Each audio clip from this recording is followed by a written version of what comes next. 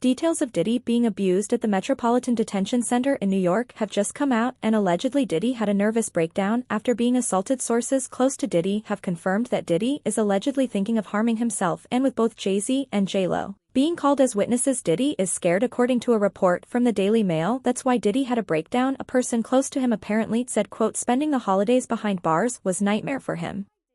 If we're to believe all this, Diddy had a meltdown in his cell and begged the guards to take him to the hospital for observation, but they refused. This same friend or person told the Daily Mail, quote, "He eventually managed to calm himself down with the meditation technique he's been using while he's been behind bars. It took him a few hours of deep breathing and focusing to get out of the bad space he was in, but he finally managed it." This isn't the first time Diddy's mental health has come into question. While he's been at MDC, when he first arrived he was on suicide watch, which the U.S. Department of Justice National Institute of Corrections describes as supervisory precautions taken for suicidal inmates that require frequent observation. Diddy's suicide watch was only temporary, though he was housed in a special protective unit of the jail after that for the first few weeks of his stay. But Diddy right now is in GENT, meaning general population, the place where majority of the inmates stay, and that's where he apparently had this meltdown over. Sources close to Diddy are revealing his dark side, and several prisoners have also filed lawsuits against Diddy. Diddy's alleged slave Jonathan AI, who was arrested in connection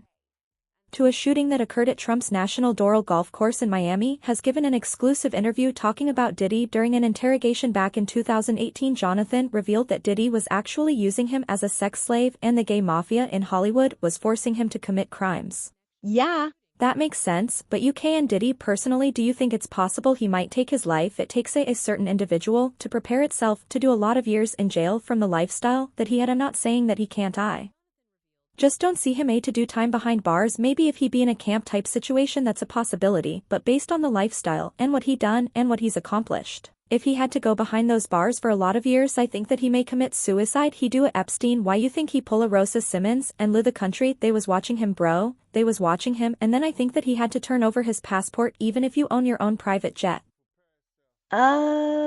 they have a system up there whereas that they supposed to check your passport and anything that you need to fly as if you were flying commercial. Another prisoner who has come forward with a lawsuit against Diddy is Cardello Smith. Cardello is currently in jail for alleged sexual assault, which he claims that Diddy framed him for. Cardello Smith actually won a lawsuit against Diddy for $100 million, but Diddy's lawyers are now challenging that decision in his lawsuit. Cardello Smith claims that Diddy him in 199.7 during a party at a Holiday Inn in Detroit where Cardello was a bartender. Cardello has named Jennifer Lopez a material witness in this case, and according to Cardello, Diddy recorded the alleged soul assault and J-Lo was shown the footage. Despite knowing what had happened with Cardello, J-Lo didn't go to the authorities or try to help him in any way. But going back to Cardello Smith's filing his notice says that Jennifer Lynn Lopez aka J-Lo aka Jenny from the block, quote, will be called as a material witness and expert to Sean Combs' viewing, possession and distribution of his sexual assault upon the plaintiff in 1997 and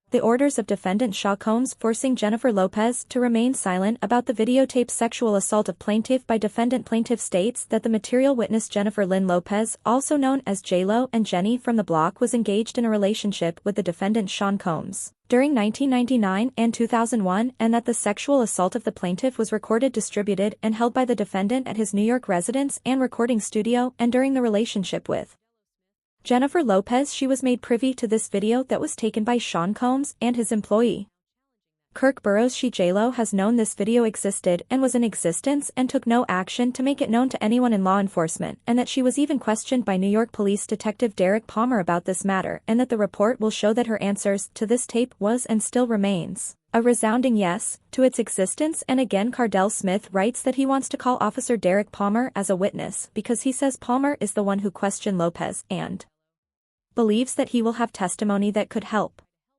his case. As I mentioned, Diddy's legal team has called for this entire case to be thrown out. Cardello Smith has filed a massive response to that request that total more than 200 pages. Probably half of it was just straight up copies of case law that seems to support his arguments word for word. It's something out of like a legal textbook. There's so much to slog through, but I kind of want to give you some of the highlights. So first, in addition to the claims of rape and a cover-up, Cardello Smith also claims and alleges that Combs was violent towards his loved ones. At times Cardelo Smith addresses alleged threats against his family. Other times he says Combs actually caused serious injuries to his brother. His response reads, defendant used threats of murder to force the plaintiff to not bring the case to any court of law enforcement until the homes of the defendant were raided by Homeland Security. That the plaintiff knew it was a safe time to bring the case, and that is why we are here at this juncture. And Cardelo Smith argued that fear for his own safety and the safety of his family is one of the main reasons that he waited so long to report the alleged rape, and says that that reason alone should override any issue with the statute of limitations, that these claims might be otherwise be timmier. And he also argues that while he's been in prison, fellow inmates and prison guards have threatened him on behalf of Sean Combs. The longer that Diddy stays in prison, the more he's going to get sued. Diddy was forcing people to stay quiet, and now these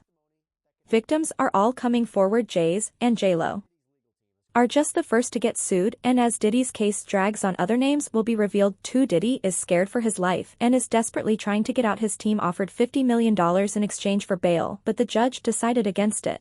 The proposed bail package of $50 million bond co-signed by him, his mom, his sister, the mother of his oldest daughter, and his 3 adult sons. It's going to be secured by the equity in his property in Miami, Florida.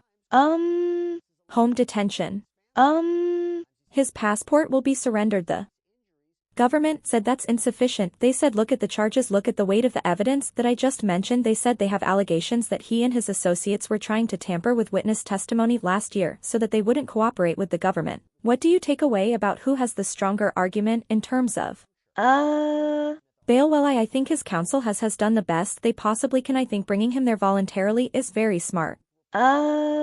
Starts them out on the right foot, but I think the last thing that you just mentioned, the interfering with witnesses, that's the allegation.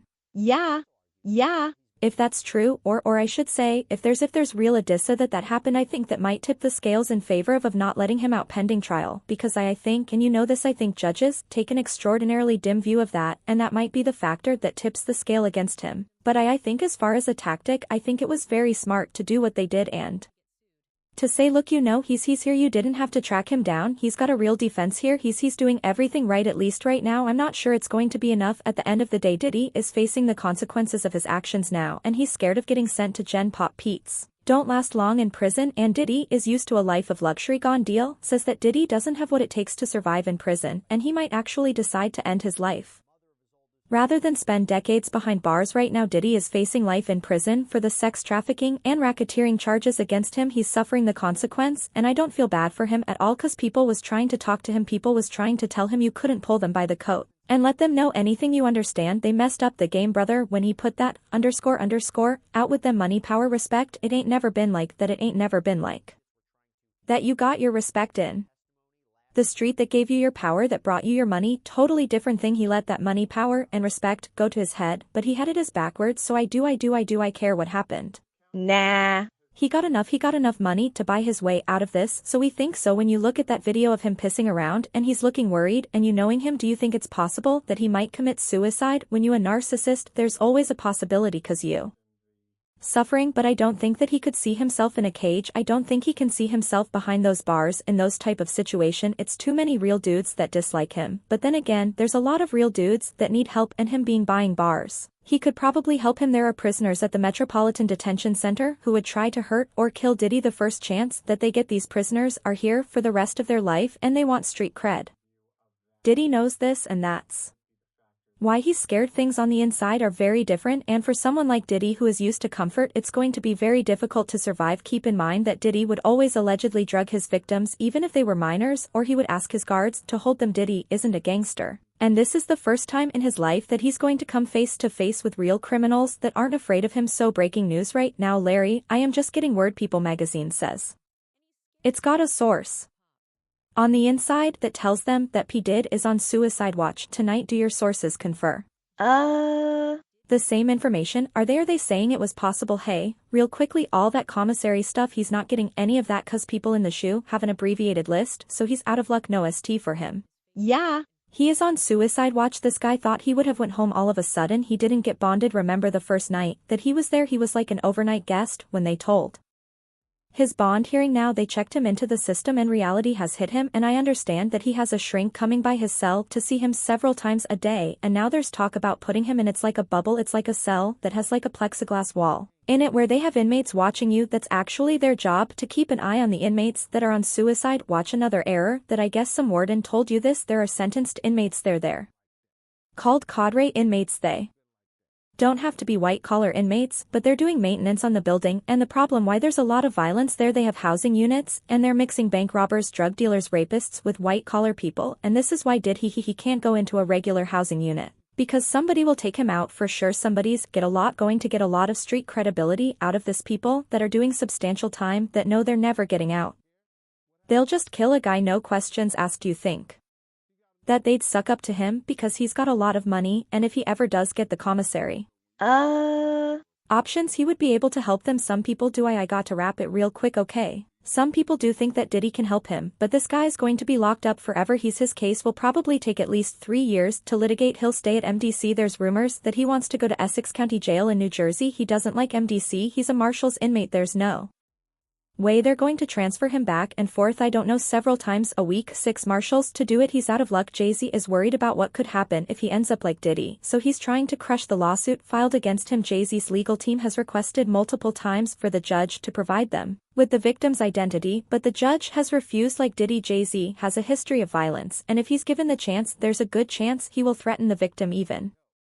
Now Jay-Z's legal team has been caught trying to bribe witnesses lawyers from Jay-Z's team showed up to the houses of victims dressed as FBI agents and even flashed fake badges while maintaining he'd let the matter settle itself in court but now in a new lawsuit a Texas man is claiming Jay-Z's lawyers are bribing people to sue Busby and his law firm this 133-page lawsuit was filed on January 3 in Harris County, Texas and the plaintiff in the filing is being represented by none other than Busby's law firm who filed the suit.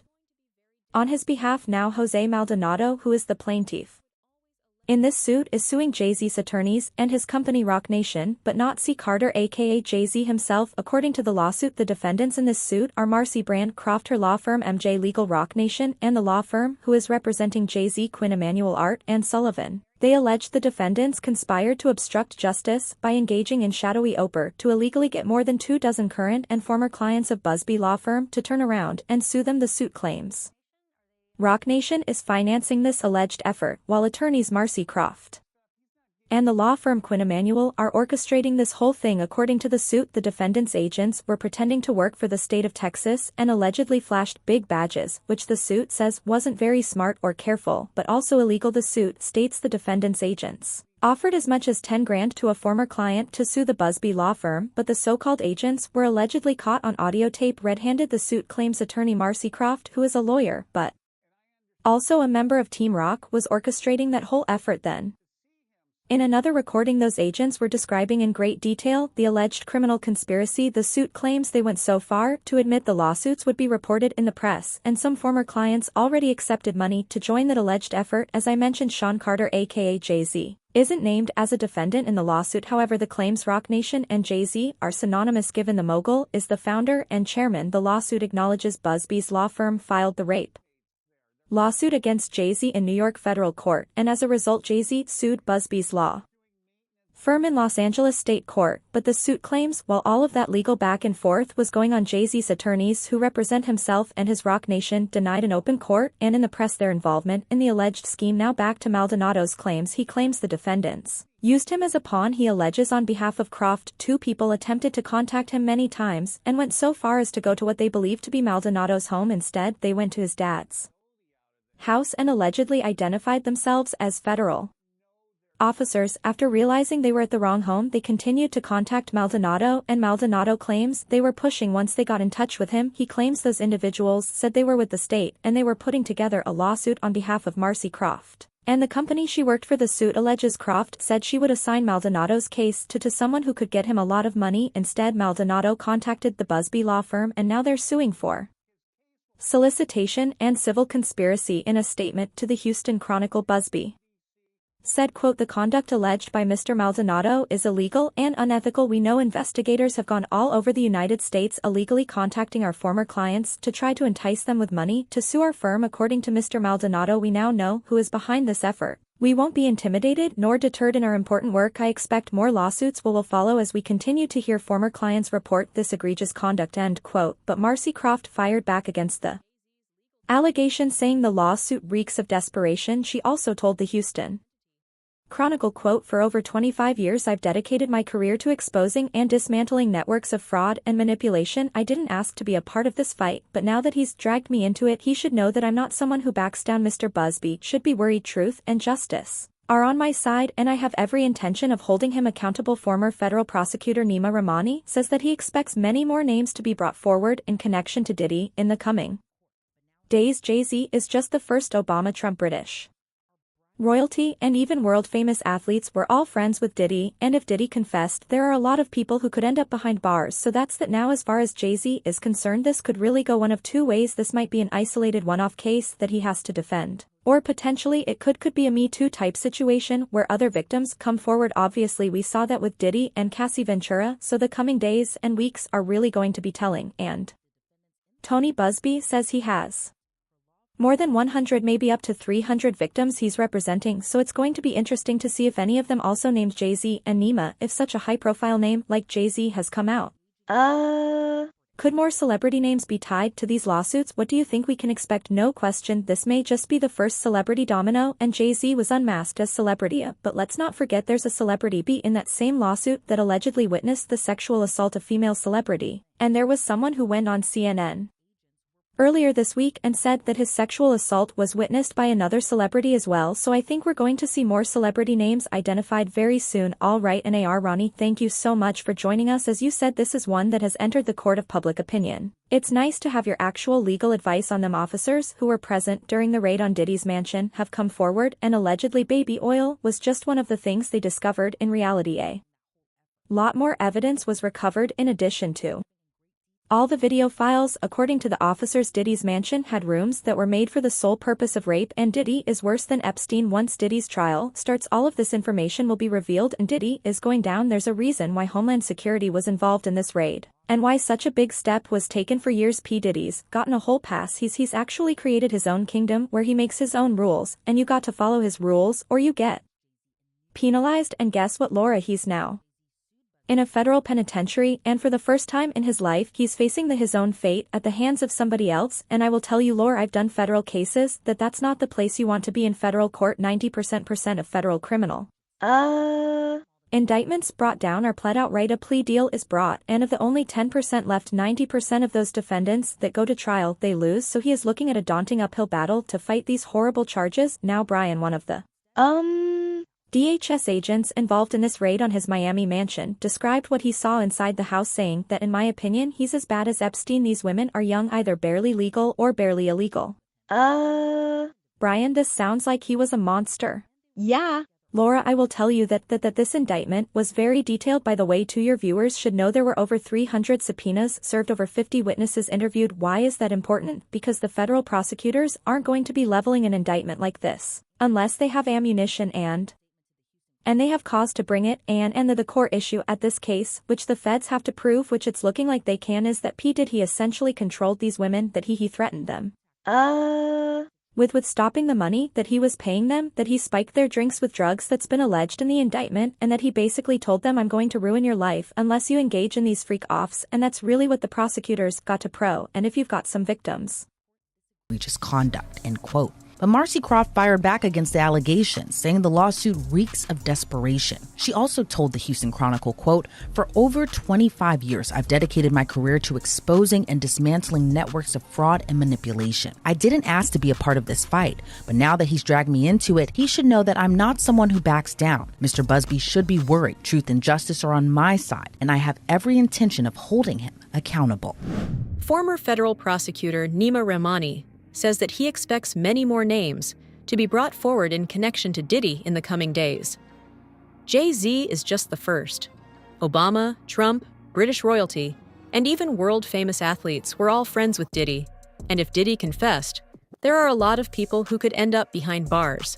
So that's that. Now, as far as Jay-Z is concerned, this can really go one of two ways. This might be an isolated one-off case that he has to defend, Or potentially it could be a Me Too type situation where other victims come forward. Obviously, we saw that with Diddy and Cassie Ventura. So the coming days and weeks are really going to be telling. And Tony Busby says he has more than 100, maybe up to 300 victims he's representing. So it's going to be interesting to see if any of them also name Jay-Z. And Nima, if such a high-profile name like Jay-Z has come out, could more celebrity names be tied to these lawsuits? What do you think we can expect? No question. This may just be the first celebrity domino, and Jay-Z was unmasked as celebrity A, but let's not forget there's a celebrity B in that same lawsuit that allegedly witnessed the sexual assault, a female celebrity. And there was someone who went on CNN earlier this week and said that his sexual assault was witnessed by another celebrity as well. So I think we're going to see more celebrity names identified very soon. All right, Nima Rani, thank you so much for joining us. As you said, this is one that has entered the court of public opinion. It's nice to have your actual legal advice on it. Officers who were present during the raid on Diddy's mansion have come forward, and allegedly, baby oil was just one of the things they discovered. In reality, a lot more evidence was recovered, in addition to all the video files. According to the officers, Diddy's mansion had rooms that were made for the sole purpose of rape, and Diddy is worse than Epstein. Once Diddy's trial starts, all of this information will be revealed, and Diddy is going down. There's a reason why Homeland Security was involved in this raid, and why such a big step was taken. For years, P. Diddy's gotten a hall pass. He's actually created his own kingdom where he makes his own rules, and you got to follow his rules or you get penalized. And guess what, Laura? He's now in a federal penitentiary, and for the first time in his life, he's facing his own fate at the hands of somebody else. And I will tell you, Laura, I've done federal cases, that's not the place you want to be in federal court. 90% of federal criminal indictments brought down are pled out, right? A plea deal is brought. And of the only 10% left, 90% of those defendants that go to trial, they lose. So he is looking at a daunting uphill battle to fight these horrible charges. Now, Brian, one of the DHS agents involved in this raid on his Miami mansion described what he saw inside the house, saying that, in my opinion, he's as bad as Epstein. These women are young, either barely legal or barely illegal. Brian, this sounds like he was a monster. Yeah, Laura, I will tell you that this indictment was very detailed, by the way, too. Your viewers should know there were over 300 subpoenas served, over 50 witnesses interviewed. Why is that important? Because the federal prosecutors aren't going to be leveling an indictment like this unless they have ammunition and they have cause to bring it. And the core issue at this case, which the feds have to prove, which it's looking like they can, is that P. Diddy essentially controlled these women, that he threatened them with stopping the money that he was paying them, that he spiked their drinks with drugs. That's been alleged in the indictment. And that he basically told them, I'm going to ruin your life unless you engage in these freak-offs. And that's really what the prosecutors got to prove. And if you've got some victims coming forward to talk about that, you've got financial records that prove that, travel itinerary that proves that, P. Diddy has very little defense. And I got to tell you, Laura, if this guy wants to fight these charges, he's going to have to step up and walk into a courtroom and talk about it. If he doesn't testify in this case, he is dead on arrival. Well, who else is on these tapes? I mean, will the tapes ever see the light of day? I mean, that's what everybody's talking about. Who else is there? It's like with the Epstein, his pleasure island. Who else? Who went? Who was there? What's the manifest? But Brian, chances 1 being least likely, 10 being most likely. Will we learn of other celebrities that were at these freak-offs? Yeah, I think you've got an 8 or a 9 for a likelihood you're going to hear about it. Why? Because there are going to be more indictments coming down, Laura. That's an important point here, because he's being charged with racketeering and conspiracy. You're going to have, well, let's start on the inner circle. You're going to have former bodyguards. You're going to possibly have former musicians that he was with. You've got personal assistants that are going to be, they're already talking about this. Some of those are likely to be charged. And then guess what? If you've got some music moguls that are sending women over to these alleged freak-offs, then you've got some top people that are going to start crumbling too, because they're all part of what's called this criminal enterprise.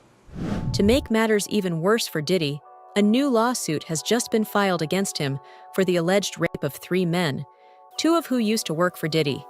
Statements filed by the alleged victims show that Diddy wasn't committing sexual assaults because he was attracted to the defendants, but instead because he wanted to dominate them, and in the victim's own words, make him his bitch. Diddy is a monster. So why did you believe in these cases, and why didn't you believe in others that you were presented with? Well, the thing with a abuser, a sexual abuser, is they follow a pattern. They fall to type, and you become very clear on what that pattern is, particularly a serial sexual abuser. And these cases were all identical in the facts, identical in the story. It was beginning, middle, conclusion. They know each other? Boom. None of them knew each other. Did you have them meet? No. Did you have them coordinate stories? No, no. Do you think they had any contact with each other before they came to you? Absolutely not. And when you were talking to them, well, first, the ones that you didn't take, why not? Stories didn't make sense. Stories didn't fit the pattern. Stories were not credible. I mean, this is my 30th year as a lawyer. I've tried over 100 cases. I can assess whether somebody's story is credible. And if I don't believe it, I'm not going to put my name on a pleading, sign it, and file it in court. I'm not doing that. And that's what I did with the 60-plus cases that I rejected. And this is not really your area of expertise. If people look you up, celebrity lawsuits is not really where you make your bones. Why this? Well, I have handled. I was involved in the Weinstein litigation. Right. I was involved in the Paducah litigation. I was involved in the Hayden litigation. Why did I do this? I do this because it's important. I think it's important for people to be heard, have their chance to get the power back. Because sexual abuse, sexual assault is about one thing: taking power, humiliating, demeaning a person and a victim. It has nothing to do with sex. And so I think it's important. I think it's important to get the word out. I think it's important for men to feel, hey, look, I can come out and be heard just like a woman could. And the defense that, look, they knew what they were getting into. These are regrets. They went there, they partied, and now they see a pocket. No, I don't think so. One, my client was... Were they gay men? One was bisexual, the other ones were not. And they were going there. The client who was bisexual worked for Diddy. Diddy owed him money for doing errands for him and being his step and fetch, for lack of a better word. And I think it was a power move. It was a clear power move because this guy had the nerve to come to him and say, you owe me money. And so Diddy said, come on to the Intercontinental Hotel. He gives him the drug, knocks him out, sodomizes him. And I won't use the term that my client used, but he said he tried to turn me into his B word. And I think it was a clear power move on each and every occasion. I think the ones that took place in the Park Hyatt, that wasn't partying. My client met him at a nightclub in the city here with a music producer. He didn't think he was getting into that. The man who was raped in the Hamptons, he thought he was going to a white party. Who wouldn't want to go to a white party? I would have gone to a white party back in the day. I wouldn't go now. But they went there innocently, and this is what happened to them.